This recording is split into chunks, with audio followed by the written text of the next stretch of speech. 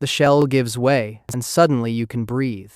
3 suns blaze through the cracks in the stone ceiling above, casting weird shadows across 20 other eggs that haven't figured it out yet. Your 4 mandibles taste air for the first time, and it's dry, hot, and completely empty of anyone who cares. Somewhere in this fortress city on Sangheili, your mother laid you here months ago and never looked back. Your father? He's busy making more of you with 6 other families. This is normal. This is tradition. This is your problem now. Your first few hours are spent figuring out these weird 4-fingered hands and backward-bending legs while older children walk past and laugh. Yeah, thanks for the support.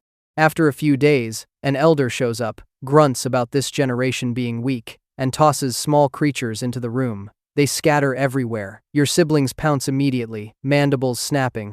Your first lesson: if you want to eat, you hunt. Nobody's serving meals here. You catch one after it runs into a wall. Not exactly hunter of the year material, but food is food. The taste is awful, but your stomach stops screaming, so you count it as a victory. Over the next weeks, you actually get decent at this. Your reflexes sharpen, your legs spring with power, and those mandibles that felt weird at first now snap shut with bone-crushing force. Around this time, you learn your actual father is some swordsman who breeds with whoever he wants because fancy genes. Congratulations, you're basically livestock on paper. You'll never meet him.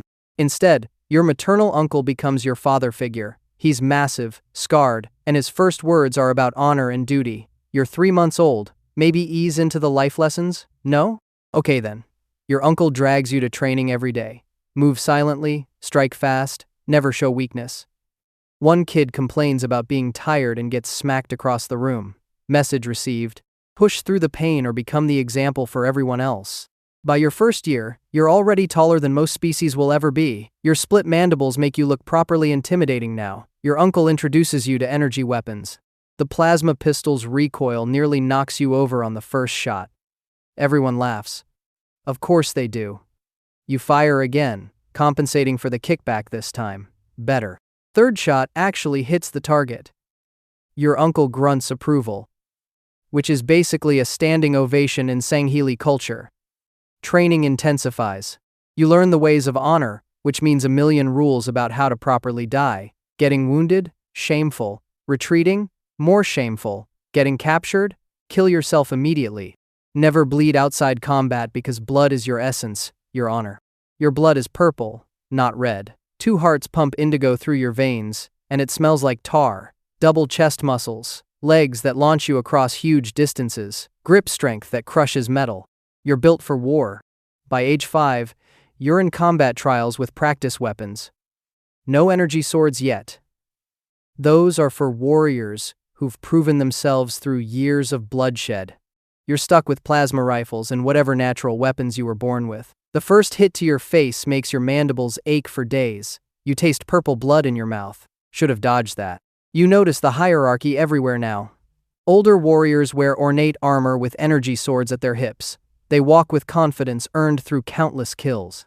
Meanwhile, you're still a miner in plain armor, answering to everyone, doing grunt work nobody else wants. Your name doesn't even have proper suffixes yet. You're basically the intern of warriors. Fetch this, carry that, stand guard for 8 hours in the rain. This is the glamorous warrior life they promised. At age 8, your first real patrol. Your squad encounters wild beasts near the boundary. Fight breaks out. You move, strike, survive. Your first real kill. The squad leader nods. That tiny approval feels incredible. You return covered in dirt and wounds, and warriors look at you differently. You've tasted combat, drawn real blood. Your uncle gives rare praise, then tells you not to get cocky. Years pass in a blur of combat and training. You climb ranks slowly, measuring progress in enemies killed and missions survived. Minor to major, the armor gets slightly fancier. Kill more, rank up.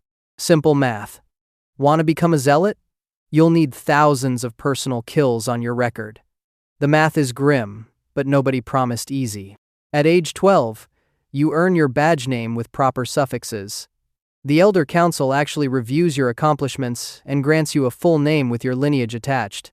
Your family's battle poem gets updated to include your deeds. Finally, some recognition. You're somebody now, not just another faceless miner. But recognition means new problems. You're expected to challenge warriors above you if you want to advance further. Your first challenge? You get absolutely destroyed by a veteran who barely breaks a sweat. He moves with precision you haven't learned yet, reading your attacks before you make them. You limp back with bruised pride and actual bruises everywhere. The shame hits hard. In your culture, failure equals dishonor equals death, right? But something stops you from that ritualistic suicide everyone expects. Stubbornness, maybe. Or that tiny spark of hope that next time will be different.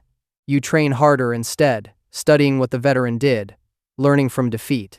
More battles, scars, kills. By age 20, you're an ultra with intricate armor. Other warriors respect you. Younger ones look at you like you once looked at veterans. Then mating season arrives. The honor system has weird reproduction rules. Energy sword masters get special privileges. Breed with any female you want, but never marry. Your genes get passed on multiple times. Some call it eugenics. Your culture calls it tradition. You pursue the path of the blade. Energy sword training is brutal. One wrong move costs a limb. Your instructor makes you repeat strikes thousands of times. Mandibles ache from concentration. Arms burn. But you master it. The day you're granted your own sword marks your career pinnacle. When you ignite it for the first time, the blue blade crackles and you feel invincible. You've become exactly what you were bred to be. War breaks out. Real war, not practice duels or border skirmishes. You fight battles that matter more than honor duels and territory disputes. Combat is relentless, brutal, nothing like the controlled training exercises. Warriors you've known for years fall beside you. You watch friends take fatal hits, their purple blood pooling in alien dirt on planets you can't even name. Your own blood mixes with theirs on countless battlefields across the galaxy. The glory of war you were taught about as a child feels hollow and empty when you're standing over the body of someone who taught you how to properly grip a plasma rifle. Decades of fighting blur together. Scars upon scars layer your hide. Each one tells a story you'd rather forget. You become a zealot, then special operations commander. Your name is spoken with reverence by younger warriors and fear by enemies. Your family's battle poem spans pages now, a chronicle of violence and survival. But legendary warriors get tired, soul-tired, tired of constant fighting, rigid honor codes, endless bloodshed. You question things you never should. Why is bleeding outside combat shameful? Why is medical help dishonorable? Why must everything be violence? These thoughts bring shame, which brings thoughts of suicide. Fun cycle. By 40, you're a veteran. Gray mandibles. Slower movements. Younger warriors challenge you more. Sensing decline. You win most fights, but each costs more. One day, a young warrior with perfect purple blood and fresh armor challenges you. You accept because refusing is dishonorable. The fight begins. Immediately, you know you're in trouble. He's faster, stronger, hungrier. He fights with your old reckless energy. Your experience helps briefly, but your body betrays you. He strikes hard. Energy shield flickers out. Another hit sends you down. Your sword deactivates and slides away. You lie in dirt, defeated, watching him claim your rank. Mandibles taste dust. Hearts pound with exhaustion and humiliation. Dishonor weighs on you. Tradition says kill yourself right here. Everyone's watching. Everyone expects it. You reach for your fallen sword, then something inside says no. Maybe you're too tired for honor. Maybe you've stopped caring what everyone thinks. Maybe 40 years of violence is enough.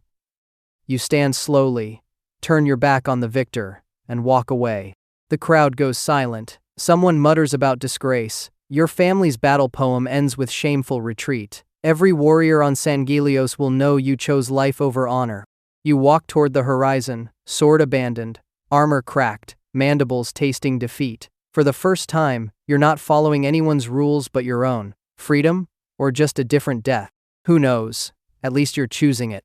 Your legs carry you away from everything you've known, and somewhere distant, another egg cracks open in a common room, ready to start this whole ridiculous cycle again.